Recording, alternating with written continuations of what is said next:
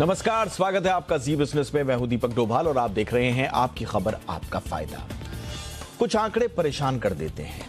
अब एक रिसर्च आई है कि दिल की बीमारी को ढो रहे मरीजों में से 50% लोगों को पता ही नहीं है कि उन्हें डायबिटीज है।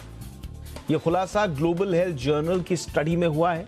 हालांकि ये स्टडी उत्तर भारतीय मरीजों पर ही की गई है, लेकिन इस आंकड़े से देश के दूसरे हिस्सों के लोग भी जागरूक होंगे। इसकी कुछ उम्मीद कम ही लगती है, क्योंकि डायबिटीज को और शुगर को हमारे देश में इतना हल्के में लिया जाता है। आज हम इसी मुद्दे पर चर्चा करेंगे, समझेंगे कि आखिर शुगर कैसे हार्ट पर भारी पड़ता है, क्या है इनका एक दूसरे से कनेक्शन, कैसे जागरूकता लाखों लोगों की जान बचा सकती है। इस खास मुद्दे पर चर्चा करने के लिए खास मेहमान हमारे साथ होंगे, लेकिन पहले रिपोर्ट देख लीजिए।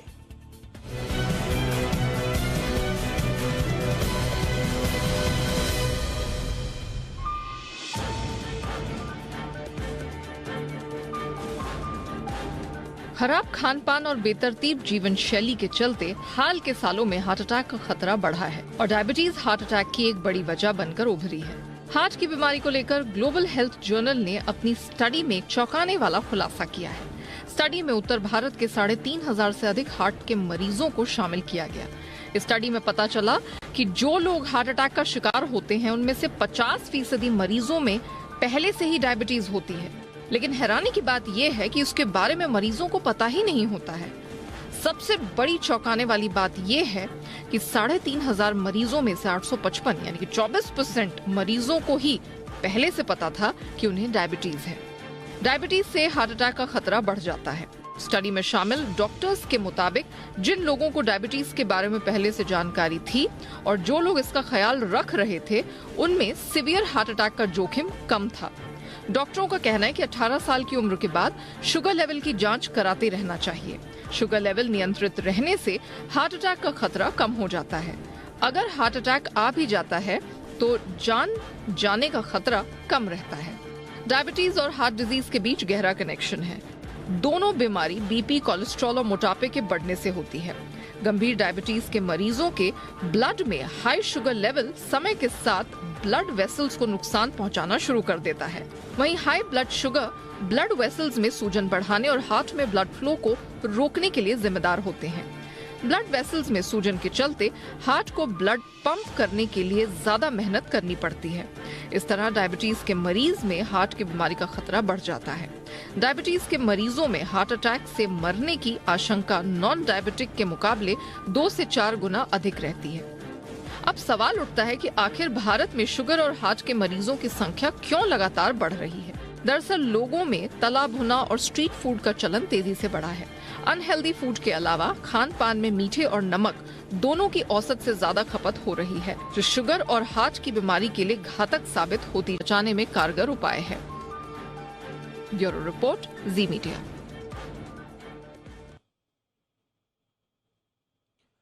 और बेहद खास मेहमान इस वक्त हमारे साथ जुड़ चुके हैं आज के इस चर्चा के लिए। डाइटिशियन श्रेया गोयल भी मौजूद हैं। श्रेया, आपका भी बहुत बहुत स्वागत है।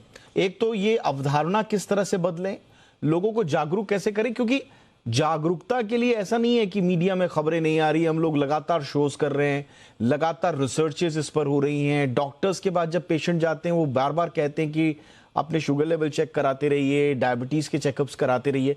उसके बावजूद लोगों में ये जो प्रवृत्ति है इसे इग्नोर करने की या हल्के में लेने की, कैसे मानसिकता में बदलाव करें लोगों के? देखिए, पहले तो आजकल का जो सिनेरियो है ना, वो ये हो गया है कि आप हमको मत डिस्टर्ब करिएगा। हम लोग अपना बीपी का गोली खा लेते हैं टाइमली, हम लोग डायबिटीज़ की गोली खा लेते हैं। जैसे शुगर लेवल बढ़ता है तो वो अपनी दवाई खाते हैं।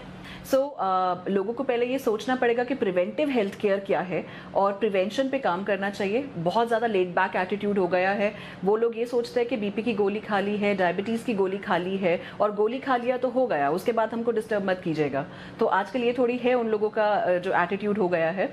और इस पे इन लोगों को ये चेंज करना चाहिए कि सिर्फ दवाई से नहीं आप अपने ब्लड शुगर को रिवर्स कर सकते हैं, ख़त्म कर सकते हैं। ये तो एक वर्लपूल है, एक नेवर एंडिंग विशियस साइकिल है कि आपने अपना खाना बढ़ा दिया था, कैलोरीज बढ़ाई, मीठा बढ़ाया, शुगर बढ़ गई, दवाई खाई, हाइपोग्लाइसीमिया हो गया, हाइपोग्लाइसीमिया हुआ, फिर उसके बाद चीनी खा ली, जूस पी लिया, केला खा लिया, फिर शुगर बढ़ गई। ये वर्लपूल, ये विशियस साइकिल तो कभी भी ख़त्म नहीं होने वाला है। तो लोगों को तो पहले ये समझना पड़ेगा कि dietitians, diet, naturopathy, Ayurveda, yoga, ये सब चीज़ें इसलिए बनी गई थी कि आप प्रिवेंटिव हेल्थ केयर पे फोकस कीजिए। आज भी अगर 300-400 क्वेरीज आती हैं डाइट प्लान के लिए, तो उसमें से एक या दो लोग ऐसे होते होंगे जो प्रिवेंटिव हेल्थ केयर के लिए काम करते हैं कि मेरे जेनेटिक हिस्ट्री है डायबिटीज़ की और मुझे डर है डायबिटीज़ होने का, तो आप मेरा वजन कम करा दीजिए, या मेरा ब्लड प्रेशर का प्रॉब्लम है उसको ठीक कर दीजिए, ताकि ये सारी कोमॉर्बिडिटीज़ जो एक दूसरे को जन्म देती हैं, जो लाइफस्टाइल डिसऑर्डर्स हैं, इनको हम लोग खत्म कर लें। तो कोई इक्का दुक्का ही लोग होंगे जो प्रिवेंटिव हेल्थ केयर के लिए काम करते हैं। आजकल दवाई खाना ज़्यादा आसान है, मैकेनिकल लाइफ है, फ़ोन्स पर, लैपटॉप्स पे रात को नहीं सोना है, बायोलॉजिकल क्लॉक को नहीं फॉलो करते हैं, तो इसलिए बीमारियां बढ़ रही हैं। तो जब तक ये नेचर को हम नहीं समझेंगे, प्रिवेंटिव हेल्थ केयर पे नहीं फोकस करेंगे, तो बीमारियां बढ़ेंगी।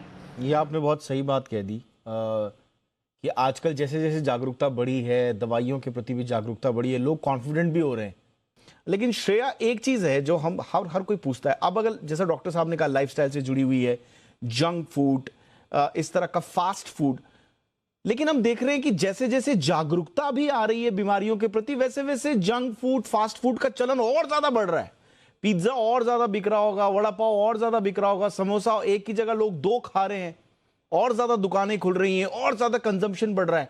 इसका क्या कारण है?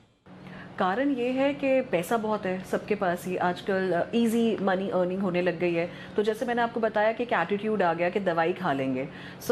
लोगों को अभी मतलब जब तक कोई चीज़ होती नहीं है, उन लोगों के साथ नहीं पता है कि हार्ट अटैक का क्या दर्द होता है, या एम्प्यूटेशन, जैसे भी डॉक्टर साहब ने बताया कि अगर आपका गैंग्रीन या आपका डायबिटिक फुट इतना ज़्यादा हो गया कि आपको पैर काटना पड़ा, आपका किडनी CKD हो गया, डायबिटीज़ नेफ्रोपैथी हो गई, डायबिटीज़ की वजह से आपकी आंखें, ग्लाइकोमा, ऐसे आपका किडनी, लीवर सब खराब हो सकता है। जब तक उनको ऐसा वाला स्टेज नहीं मिलता है कि उनको कोई लेसन मिले, तब तक वो लोगों को लगता है कि हम तो दवाई खरीद सकते हैं, हम तो डॉक्टर के पास जा सकते हैं। तो ये वाली जो है ना कि अरे आज खा लो, एक ही ज़िंदगी है, मरना तो कल को सभी को ही है। एक ऐसा वाला एटीट्यूड सच में बहुत ख़राब है। और फिर आजकल मार्केट में ये सुपर फूड्स, जितना जंक फूड का ट्रेंड है उतना ही मैं कहती हूँ कि सुपर फूड्स भी बहुत हैं। आजकल लोग वीगन भी बन रहे हैं, आजकल हेल्दी डाइट का भी चलन चल रहा है, बहुत लोग अपना ख्याल रखते हैं, फैट डाइट्स भी मार्केट में आ गई हैं। तो अभी जो WHO की रिपोर्ट आई थी उसमें बेसिकली उन लोगों ने ये बताया था कि हम भारतीयों को ज़्यादातर प्रॉब्लम, चाहे डायबिटीज़, चाहे फैटी लीवर, चाहे ब्लड प्रेशर, वो इस वजह से हो रहा है कि हम लोगों का कार्बोहाइड्रेट डोमिनेटेड डाइट है, हम लोगों की प्रोटीन बहुत कम है डाइट में।